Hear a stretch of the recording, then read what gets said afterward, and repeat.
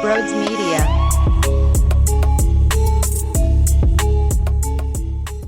What's going on, everyone? Before we attack this matchup, Eagles-Lions, what a doozy. If you're new to the channel, make sure you smash the subscribe button, hit the thumbs up button as well. I greatly appreciate all the support. I love you guys so much. You can head on over to my Twitter page, @Brodes81, my personal account, and smash the follow button there as well. And lastly, if you're looking to buy tickets for NBA, NHL, NFL, you can utilize the promo code BRODES at SeatGeek's checkout for your first purchase and get $20 off. That's basically eliminating your fees. It's a no-brainer. Make sure you do that. And with that being said, enjoy the show. What is going on, everyone? Welcome on into Sports Talk with Brodes. Okay, Eagles-Lions on Sunday. And I can't believe I'm about to say this, but it's a crucial game to see where exactly this team is at. That's embarrassing. The Lions are 0-7. They can't win a football game, yet where the Eagles are right now, this will be very telling in terms of the locker room, the head coach. And I know everybody's already thinking about the message that was sent by Nick Sirianni to the team about the flower and the roots and building the culture, and it takes time to grow and you take steps each day kind of thing.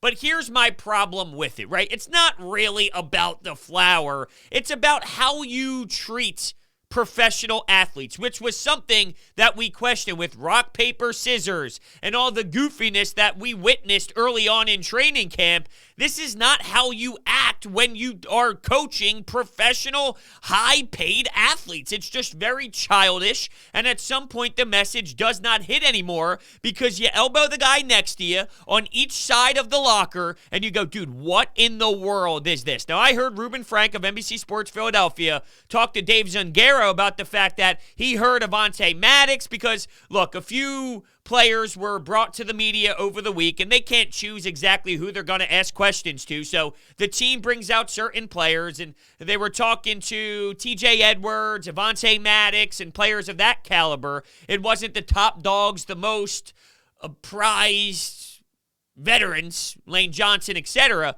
But Avonte Maddox was saying, I never heard anything like this before. And Ruben, the point I'm bringing this up is Ruben Frank alluded to, as long as it's reaching the players and as long as the players are saying that, there's something to it. It doesn't matter what we think. It doesn't matter what I think. It doesn't matter what anybody else out there thinks as long as it's hitting with the locker room. So Avonte Maddox is saying, it's unique. He's passionate about it. I have never heard it really expressed this way before, but I would counter that by saying there's a reason why you've never heard the expressions the way that you're hearing it. Now, that doesn't mean there's only one way to go about things. It doesn't have to be the traditional setting of a football coach where there's one way about it. That's why coaching is very unique in its own right. Some guys have different philosophies and different approaches, but there is an element here of you at least have to be professional to some level, and this is very high schoolish. So, I do feel like it's getting absolutely torched to the level of like, what,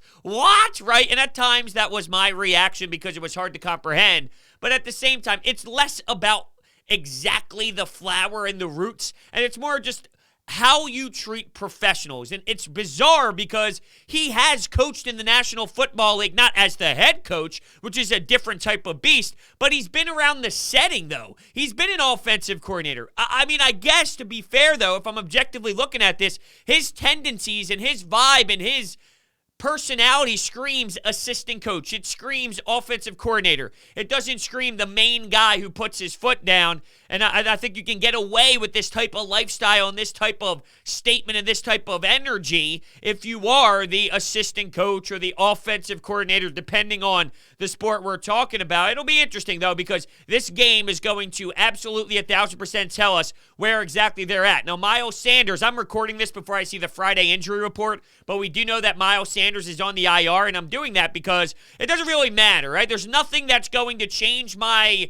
thought on if they should be able to win this football game or not. Unless the quarterback, and that's not going to happen. I'm just saying, what could possibly be on that practice report, that injury report, that would make me seriously think any differently about the matchup the way that I do right now. They could lose this game. Oh, there's no doubt about it. They could lose this game.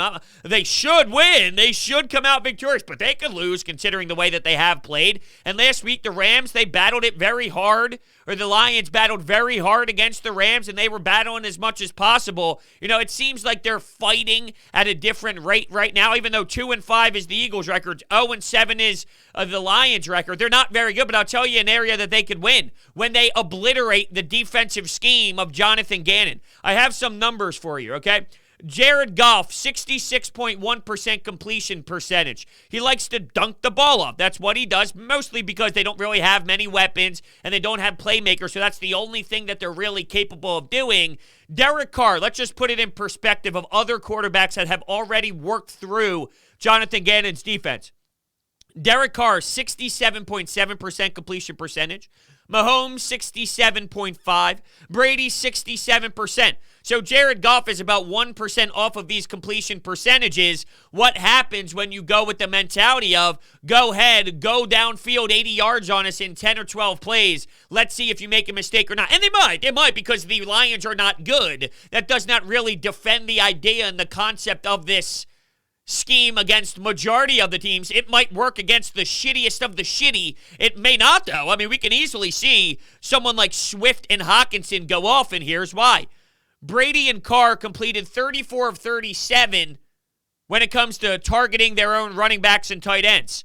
On the season, the Eagles are allowing 81.7% completion to opposing teams' running back and tight ends. So Swift and Hawkinson, based off of the personnel, based off of the linebackers for Jonathan Gannon, it is very possible that there's the ability there to kind of move the football, move the chains, and score some touchdowns and keep the offense, the Eagles' offense, off the field because they're plucking away at 6, 7, 8-minute drives. And I can't believe I'm legitimately saying this about the Lions, but it's very possible. How can I rule that out, considering that Jared Goff has similar completion percentage numbers as the quarterbacks that have been roasting your D? And we do know that Jonathan Gannon's holding himself accountable. We do know that Nick Sirianni has called out the defensive coordinator a couple times, whether he did it on purpose or intentional or not, which it's clear it has not been intentional. There's been a message set where we got to get off the field more. We have to stop on third downs. They haven't even been getting on third downs. The amount of cruising that the opponents do on second down is actually mind-blowing, and the average amount of yards that being completed and these plays completed on second down and putting themselves in position to consistently continue drives is absolutely absurd, where I would have to anticipate some change happening from Jonathan Gannon. Now, there's all sorts of breakdowns on what's happening with this defensive line, because remember, Fletcher Cox was not happy playing in certain positions, and that's one of the reasons why he came out vocally. I am paid to be aggressive. I am paid to get into the backfield, not to defend the screen. And we're talking about Ryan Kerrigan, right? Kerrigan's barely being a factor at all. He's barely getting any tackles. He's barely making any sort of noise. Well, if you look at the way that Sweat and Kerrigan have been utilized this season compared to years past, there's a correlation here with the mentality of, because everyone wants to roast. They're like, oh man, these guys suck. Josh Sweat isn't even good. Why did they even pay him? Kerrigan, I mean, he's washed up. What type of veteran signing was that? I really have to look at this defensive coordinator and wonder how much of them looking inept, and specifically Ryan Kerrigan looking inept at this point, is really him just fully sucking, and the way that they're having these players play with their technique and not putting them in the areas to succeed at the way that they have. Like Fletcher Cox has been abusive in this league for how long? Let's get away from what he's been good at. How does that even go through anybody's brain, especially someone who came into the season saying, this is exactly what I'm going to do. I'm going to watch what they all do well, and then I'm going to put them in this position to all do well. Yet they don't. Oh, I don't have a scheme. I just coach to my personnel. Excuse me. I know your personnel is not the strongest in the league. You're not coaching your personnel, though. You're leaving them out to dry. You're hurting them. Imagine being a defensive player. All you want to do is hit people hard. All you want to do is play some tight coverage and really make others earn it. Instead, let's just back off as much as humanly possible and then see what's going on. And then try and react from there. Oh, yeah, that's a lot of fun. Yeah, I'm sure a lot of your players are just going to buy into that system. Let's wait for them to torch us for 5, 6, 7 yards and then go make the tackle instead of, you won't beat me. You won't even get the separation to get 5, 6, 7 yards. Where's that attitude? Where's that swagger? Haven't you been around the sport of football enough?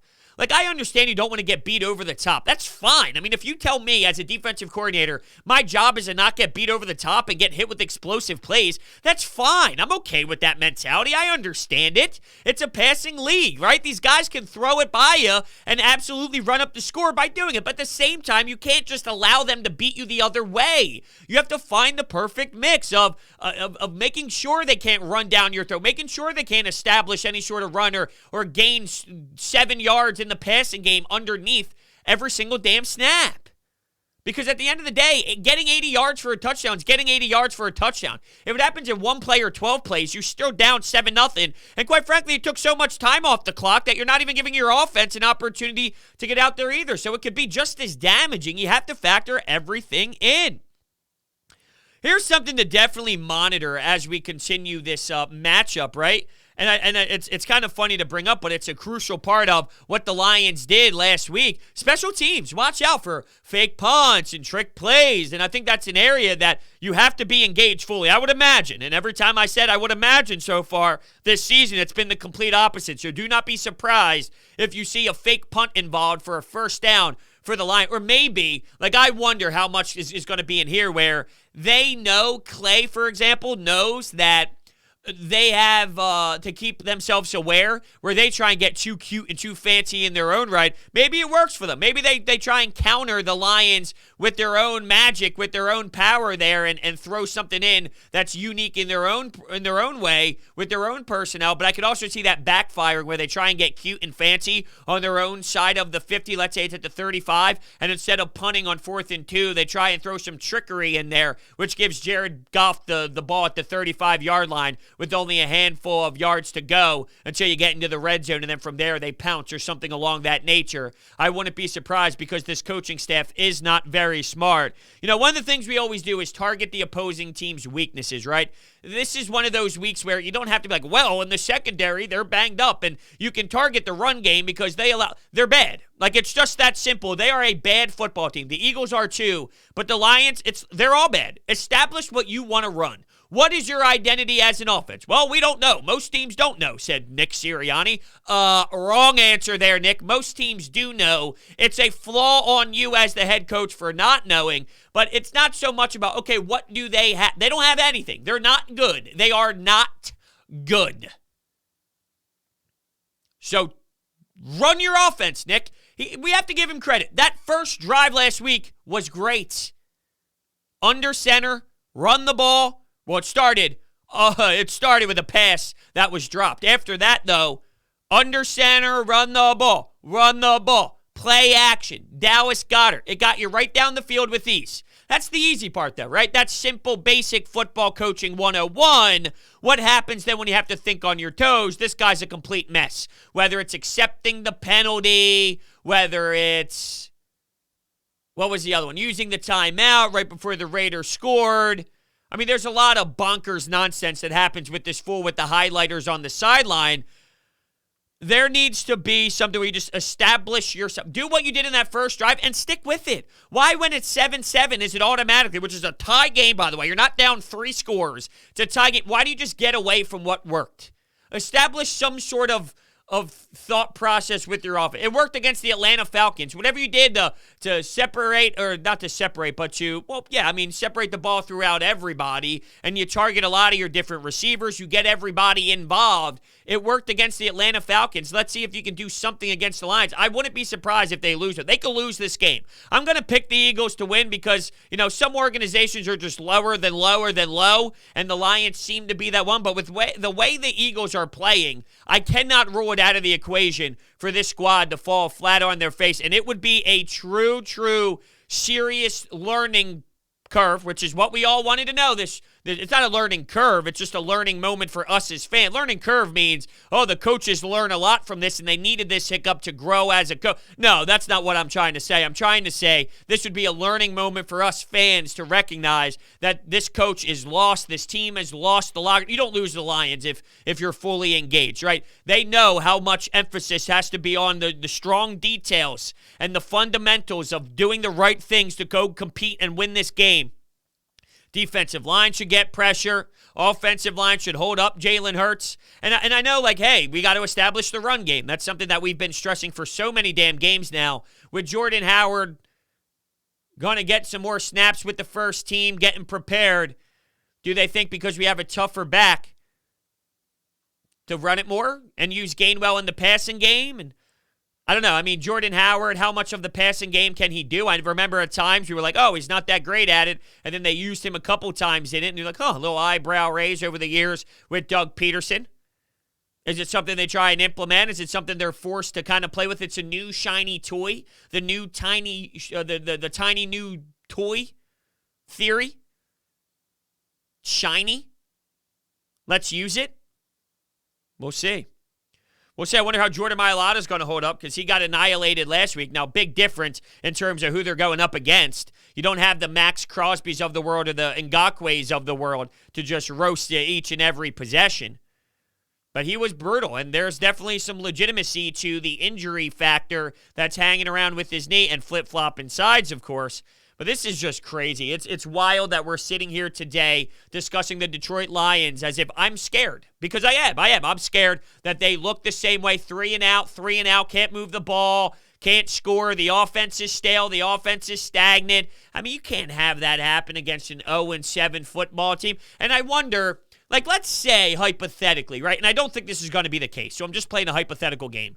Let's say they do go out there in Detroit and they look good and they look solid, they look sound, and they beat them in a good effort where we go, okay, what's our takeaway? It wasn't as bad as what we thought. This team wasn't as bad as what we thought because we anticipated a possible loss to the Lions? Or do you go with, who cares? They beat a bad team. That's not the goal. The goal isn't to be as bad as the Lions. You should be able to be more acceptable than that. So where does it fall from that angle? Probably be somewhere in the mix, right? Because if we're sitting here today wondering if they can even beat the Lions as a whole, and then they win by 2 touchdowns or 3 scores, we have to acknowledge that, okay, I mean, we're not on that level, which is not the baseline here. Let's be clear. But right now, we don't know. There's so much in the air when it comes to who Nick Sirianni is, his message to the team, and how much they are bought in. Before we move on to the Anytime Hotline, let me tell you about my friends over at BetQL. Do you want to get an advantage over your sportsbook? You need to download BetQL, the only app you'll need to make smart bets. Their best bet computer model scans over 350,000 unique bets per year to give you the best bet recommendation for every game across all major sports and gives you the reasoning behind why you should place the bet. Their model covers everything: spreads, over-unders, and player props. There is sharp data so you can see who the professionals are backing, line movements so you can jump on betting opportunities in real time, and team lineup, breaking news, and injury status updates. Plus, you can save all your picks in one place to track your success. Head to the App Store or Google Play Store now to download BetQL. Enter the discount code Brodes at payment checkout for 25% off any of their subscription offerings. You can find their information down below in the description. And I want to bring up their website right now and show you an example of what they can provide. One of their biggest bets, one of their best bets of the day is the Cincinnati Bengals and the New York Jets. So the Jets are a 10.5-point dog right now at home. They have the Jets at 7.5-point dog, utilizing their algorithms, which is a 3-point difference from the current line. But come on, you can get 3 extra points from what they believe the line is. You're getting 3 extra points. That's magnificent. That is insanely huge. You have to take advantage of their data when that is the case. Now let's go to the Jacksonville Jaguars versus the Seattle Seahawks. Right now, Seattle's favored by 3.5 points. Seattle's favored by 6.5 points, according to BetQL's algorithms, which is a 3-point difference from the current line. They also have a 4.5-star trend when it comes to the spread. Pete Carroll is 15-2 after 2 or more consecutive losses while coaching at Seattle. So that's just to give you the example of what type of information they can throw your way. And I'm not going to lie to you, I've been making some insane amount of cash off to the side thanks to their algorithms, and it's a no-brainer. So make sure you check out all their information down below in the description. And with that, let's move on over to the Anytime Hotline to hear from the people. Let's get your thoughts on this matchup Sunday afternoon. Bros, I don't know if you're taking any calls for the Eagles Friday show, but, man, I don't know if you heard that flower reference for the Eagles, man. that Nick Sirianni was making, but that was sports gold, dude. I think everyone would kill to see what happened in that conference room, bro. Oh, man. Oh, dude, we are so losing to the Lions, man. That is going to be goddamn comedic fucking meme gold.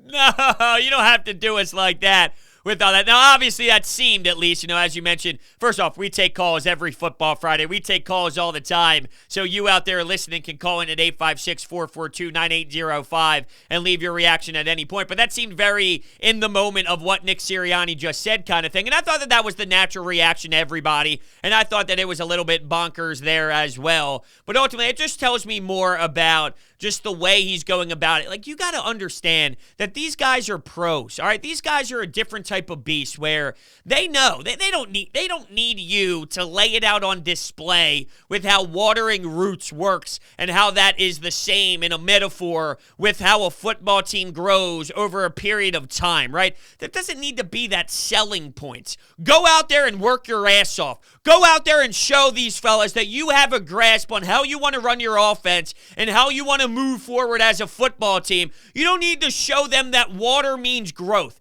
You know what means growth? Week in and week out, establishing a game plan that they can buy into because they see that it's effective and other squads are confused on the concepts that you are putting together on your game plan each and every week, and your play designs are strong. Instead, Jason Kelsey's getting an unsportsmanlike conduct penalty, and your veterans are getting insanely frustrated where the DC is getting called out by the most impactful player in this franchise in Fletcher Cox right now on the defensive side of the ball. How you show growth and how you show instead of saying it and speaking it into this existence that's not going to happen, show it on the field. That's all. You don't have to explain to them. They know. They know. They get paid millions and millions and millions of dollars to work their asses off on the football field, just like you do as well, to put them in positions to succeed. They'll see the growth when you do your job. It's just that simple. It doesn't need explaining. When a team plays bad, when a team does the wrong thing, this isn't Little League. When professionals do the wrong thing and they play wrong and they do it wrong, you don't have to tell them. They know. They know. It's a different type of beast when you get to this level of sports. Now, sure, you watch film, you study, you fix issues. But when they play great, they know they played great. When they played poor, they know they played poor. I like to use hockey as the example. Or you can use football. Screw it, football. If a running back fumbles in a crucial situation, as a head coach, do you go up to him and say, you can't do that? I would say no. He knows. You don't think that running back is going to think about that moment every single damn day? Now, when you come in the day after your off day and you start looking at the film, you have some discussion. Hey, we got to be a little sharper here. You got to hold it closer to your body. You got to make sure the ball is on the outside. So if it does come loose, it goes towards the sideline and goes out of bounds. Things like that throughout the week. Sure, on the sideline in the moment, you can't do that. Well, no shit, you can't do that. They know. These athletes know. It's that simple. It doesn't need this whole metaphor and analogy nonsense. Brodes, I'm just going to say this right now. The Detroit Lions are going to get their first win of the season against us on Sunday. Why do I believe this? Comes down to the coaching on both teams. Detroit is on 7 for a reason. They don't have the talent, to keep up with any other team. But what they do have is a good coach in Dan Campbell, or is AKA known as Motor City Dan Campbell. That coach, man, I can say this right now, those players have bought in. And that coach, despite the lack of talent, gets those players to play hard. And there's a reason why, they were able to keep up with more talented teams such as the Rams last week. On the flip side, when it comes to our team, we don't know what the hell we're doing. We have issues on both sides of the ball. We have a quarterback who can't really get past, can't seem to get past the mistakes that he was making, prior to this season and what he needed to work on. And on the defensive side, you have a scheme that just doesn't work. It doesn't work. And I guess one of my concerns is, because this season, what do we have? We're now entering, week 8? They're 2-5, 7 games. Yeah, week 8 of the season, which is just crazy. I knew it would fly by, but here we are sitting at week 8, which is almost normally it would be the halfway territory in terms of games. Regardless, we have zero expectations or zero knowledge of what to expect when they take the football field this deep into the season. That's a nightmare scenario. See, at least if you have an identity and you understand what you are, you might lose. You might not win the game. And I'm not mentioning this saying while we're looking at the Lions. I'm saying whatever. It's a random week in the season, but you know, okay, we're a running first team. We're a passing first team. We're a play action team. We're this, we're that. Our defense plays this style. We know what style the defense plays. It's just one of the worst things in the world, so something has to change or else we're going to continue to get shelled the way that they do. We need to know what the philosophy is this deep into the season, even with a new staff, even with a new coach. I heard Adam Schefter on the morning show on 97.5 this morning talk about how people expect individuals to step in and just be successful right from the jump. There's a sense of, I need to adapt my game and who I am as a leader and as a coaching staff. That's fine. Once again, though, we've reached the level of that's not what this is, though. We're not just losing football games and the win-loss record doesn't matter. You look incompetent and not even possible moving a football. Like, you look out of whack. You look like you don't deserve to be in this league. That's different. Growing pains is different than this. You want to talk about growing pains? You just mentioned Campbell. You mentioned the Detroit Lions not having the players. But there's a different energy surrounding what's happening in Detroit and what's happening here in Philadelphia, regardless of the win total. There's a reason why that is. They look overmatched. They look overpowered. They look out of control. The game moves way too fast for them, and they can't control it, and they can't slow it down. Well, bro, if they had more time, maybe they learned that. Okay, then what about the strategy side of things, which matter as well? You're right. The more times you use your timeouts, the more times you look at the clock, the more times you think of the 2-minute drill, all of that, after 5, 6, 7, 8 years of being in the NFL, you have more knowledge of those scenarios and how to handle it and how to slow the pace down. How about the strategy? How about the concepts? How about the beliefs? We shouldn't have to wait for an incompetent guy to grow into a competent guy. You should just have a competent guy right from the jump and have that competent guy turn into someone who's good or great. It doesn't need to be this way fully. It's next. I'm going to be honest. There's no way that you should be excited as a fan for this game against the Detroit Lions. I don't care that they're winless. We know how bad this Philadelphia team is. And we know what's going to happen. They're going to go out there clueless, no game plan, terrible defense, and the Lions are going to go out there and play hard because they're well coached. And this game might even be in a scenario where it's best interest for the team to lose because they need a serious wake-up call that what they're doing isn't working. And they need things like a competent game plan, a competent defensive scheme, and a real NFL linebacker. And until they get that slap in the face, those changes won't be made. I don't know if they have to, if you're a football guy and you watch this team, with or without losing to the Lions, it should be pretty damn clear what the issues are with this roster and where they need to fill the hole. So, and as much as people are probably screaming right now listening, well, they don't. Come on. Anyone with a brain cell, anyone with 2 eyeballs can witness, and that's not necessarily true. The ones that just listen to games, and that's the way that they listen to their games. They enjoy radio. They enjoy that style of listening. They can understand that as well.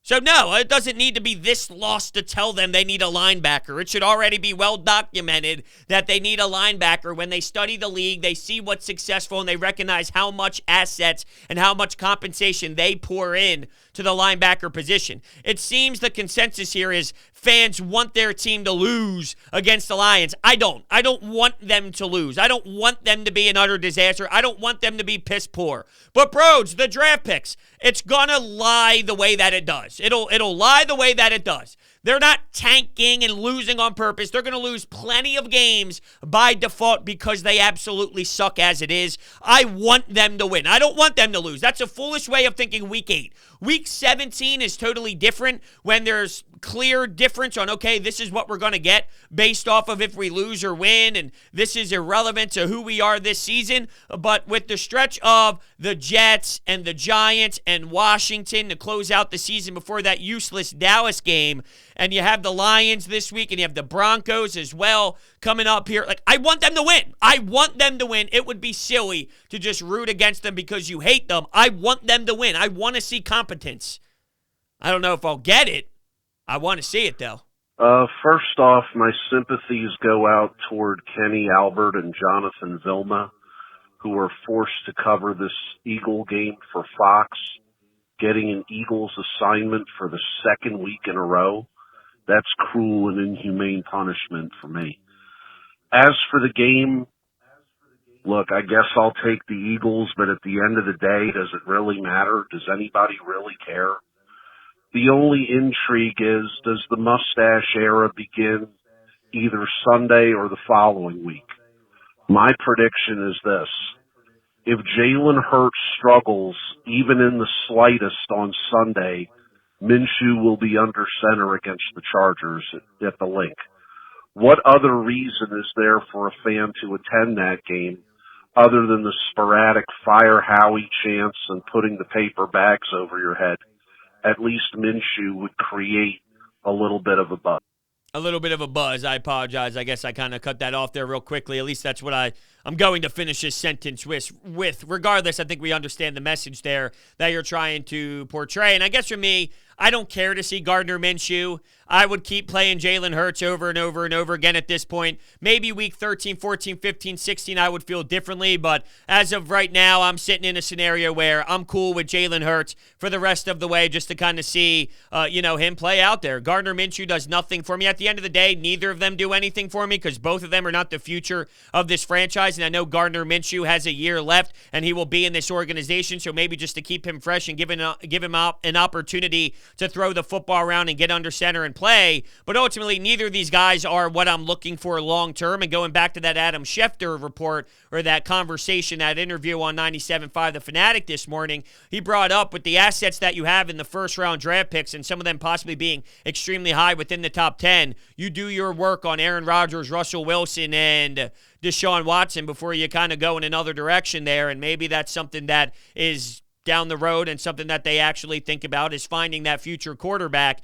I'm okay with rocking with Jalen. I don't have an issue with it whatsoever. I would be all right if he started the next game, the game after that, and the game after that, because my bigger issues are who is the head coach and what are we going to do to find our franchise quarterback. In terms of Minshew versus Hurts, it's just an irrelevant debate for me because neither of them are the answer whatsoever. You mentioned Vilma, though, and the fact that they have to sit there and actually do this broadcast. He stinks, so that's what happens when you stink. When you're not good, you are forced to do these type of scenarios, and that's your punishment for not being very good. The amount of, wait for the comeback. It's what? What? Are you watching this? Have you seen this team play? He was foolish. Very too pro team, pro player, to this level of it's uncomfortable. Be harsh. Be real. Keep it 100. Don't act as if this Eagles team's in a different spot than what they are. Being super soft, in my opinion. What's not soft? DraftKings Sportsbook. What does that mean? I win a lot of money using DraftKings. The NBA is back, and DraftKings Sportsbook, an authorized sports betting partner of the NBA. The key to victory is a strong starting five. New customers can bet just $5 on any NBA team to win their game, and if they do, you win $200 in free bets. So why not make your roster Washington, Washington, Washington, Washington, and oh yeah, Washington. DraftKings Sportsbook customers can also get skin in the game with new same-game parlays. Download the DraftKings Sportsbook app now. Use promo code Brodes. Bet just $5 on any NBA team to win their game and win $200 in free bets. If they win, you win with promo code Brodes this week at DraftKings Sportsbook, an authorized sports betting partner of the NBA. Must be 21 or older, Pennsylvania only. New customers only. Restrictions apply. In partnership with Meadows Racetrack and Casino. See DraftKings.com/sportsbook for details. Gambling problem, call 1-800-GAMBLER. I want to thank everybody so much for listening, and I will see you next time.